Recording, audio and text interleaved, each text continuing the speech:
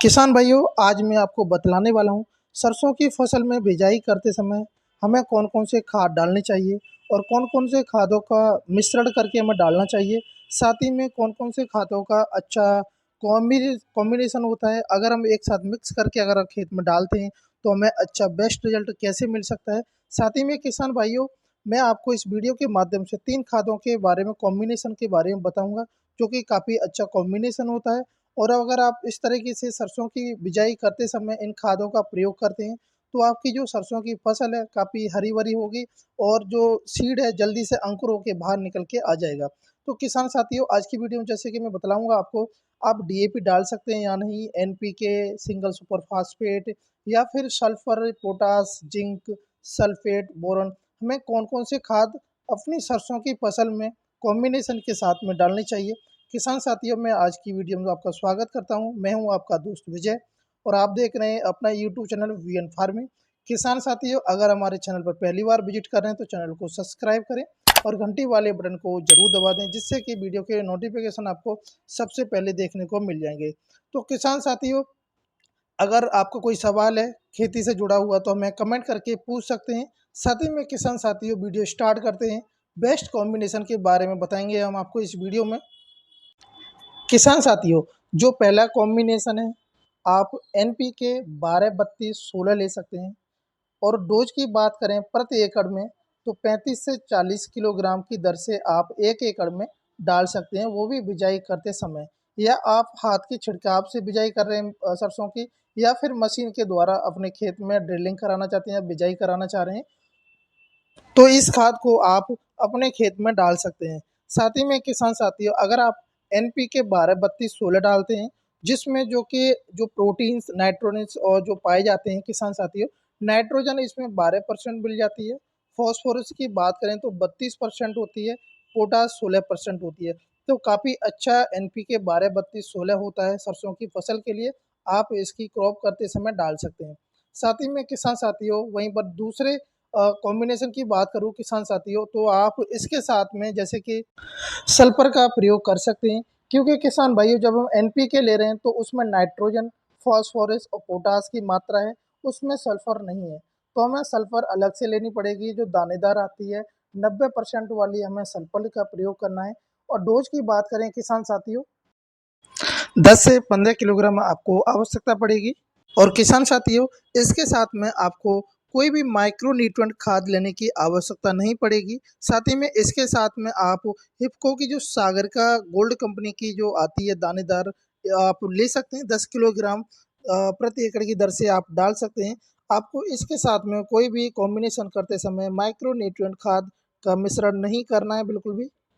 किसान भाइयों, जो कि मैंने आपको पहला कॉम्बिनेशन बता दिया है, आप इन खादों को अपनी सरसों की बिजाई करते समय डाल सकते हैं।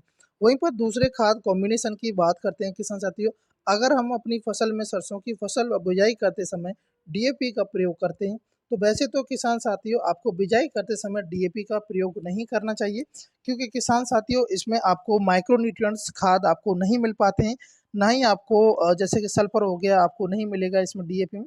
तो आप मेरे हिसाब से आप बिजाई करते समय डीएपी का प्रयोग बिल्कुल भी नहीं करें, तो काफ़ी अच्छा रहेगा। अन्य खादों का प्रयोग कर सकते हैं, जैसे कि मैं आपको इस वीडियो में बतलाने वाला हूँ। किसान भाइयों, अगर आपने डीएपी खरीद लिए यानी अपने पास स्टॉक में रख लिए, तो आप डाल सकते हैं। डोज की बात करें तो 25 किलोग्राम प्रति एकड़ की दर से आपको डालनी चाहिए, जो कि किसान साथियों, डीएपी में नाइट्रोजन 18% पाई जाती है, फास्फोरस 46% होती है। वहीं पर किसान साथियों, सेकंड इस कॉम्बिनेशन की बात करें तो किसान साथियों, आप सल्फर 90% वाला आप ले सकते हैं, 10 से 15 किलोग्राम प्रति एकड़ की दर से डाल सकते हैं।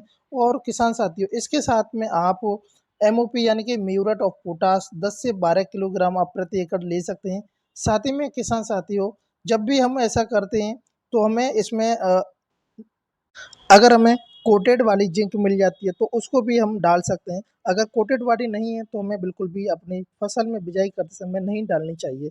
साथ ही में किसान साथियों, नहीं तो सिंचाई करते समय हमें एनपीके 19-19 डाल सकते हैं, जो एक घुलनशील खाद होता है।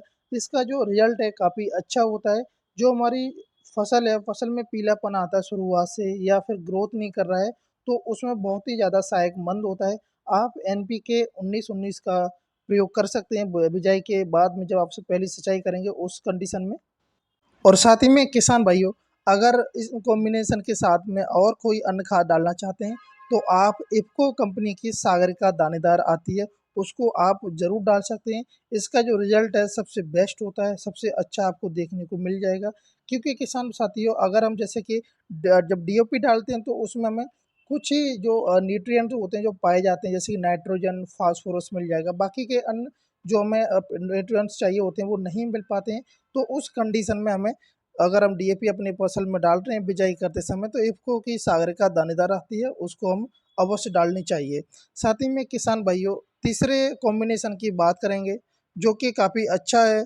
अगर आप ऐसा करते हैं तो आपकी फसल अच्छे से क्रॉप होगी और उसमें जो फलियाँ हैं काफ़ी अच्छी आने की संभावनाएं बन जाएंगी। साथ ही में किसान साथियों, और जैसे कि किसान साथियों, अगर हम हाथ की छिड़काव से अगर सरसों की बिजाई करते हैं तो हमें बहुत ज़्यादा प्रॉब्लम हो जाती है। अगर मशीन से ड्रिलिंग कराते हैं तो सबसे बेस्ट बिजाई का तरीका होता है, क्योंकि उस कंडीशन में हमें ना तो खाद डालने की ज़्यादा दिक्कत होती है, ना ही हमें सिंचाई करने में प्रॉब्लम होती है। तो साथ ही में थर्ड कॉम्बिनेशन की बात करते हैं तो वहाँ पर आप जो वो बिजाई करते समय सिंगल सुपर फास्फेट ले सकते हैं, जो कि फॉस्फोरस 14 से 16% मिल जाता है आपको उसमें। सल्फर की बात करें तो 11% आता है, कैल्शियम 19 से 21% आपको मिल जाता है। प्रति एकड़ में डोज की बात करें किसान साथियों, तो आप 70 से 80 किलोग्राम प्रति एकड़ की दर से आप सिंगल सुपर फास्फेट का प्रयोग कर सकते हैं। साथ ही में किसान साथियों, उस कंडीशन में आप यूरिया 40 किलोग्राम ले सकते हैं, जो कि आप सिंगल सुपर फास्फेट डाल रहे हैं या तो आप 80 किलोग्राम डाल रहे हैं तो उसकी आधी क्वांटिटी आपको यूरिया की डालनी चाहिए, इससे ज़्यादा नहीं डालनी चाहिए। साथ ही में किसान भाइयों, आप एमओपी का भी प्रयोग कर सकते हैं, म्यूरेट ऑफ पोटाश 10 से 12 किलोग्राम आप प्रति एकड़ की दर से डाल सकते हैं।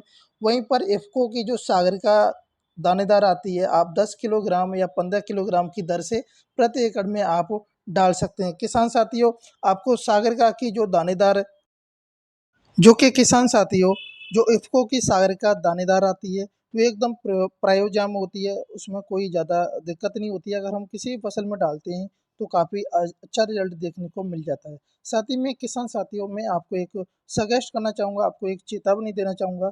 जब भी आप जैसे कि एसएसपी, एमओपी, यूरिया अगर तीनों अपने खेत में डालते हैं तो किसान साथियों, इस कंडीशन में आपको SSP, muriate of potash, urea को कभी एक साथ मिक्स नहीं करें। अगर आप ऐसा करते हैं तो वो एकदम घुलनशील खाद बन जाएगा, जल्दी से घुल जाएगा, आप अपने खेत में बिल्कुल भी नहीं डाल पाएंगे। तो किसान साथियों, मैंने आपको 3 बेस्ट कॉम्बिनेशन बताए हैं। आप सरसों की बिजाई करते समय आप तीनों कॉम्बिनेशन में से एक कोई सा भी कॉम्बिनेशन आप ले सकते हैं। साथ ही में किसान साथियों, मैं आपसे निवेदन करता हूँ, अगर चैनल पर पहली बार विजिट कर रहे हैं तो चैनल को सब्सक्राइब करें और घंटी वाले बटन को जरूर दबा दें। अगर आपको वो वीडियो अच्छी लगी हो किसान भाइयों, तो वीडियो को लाइक और शेयर कर दें।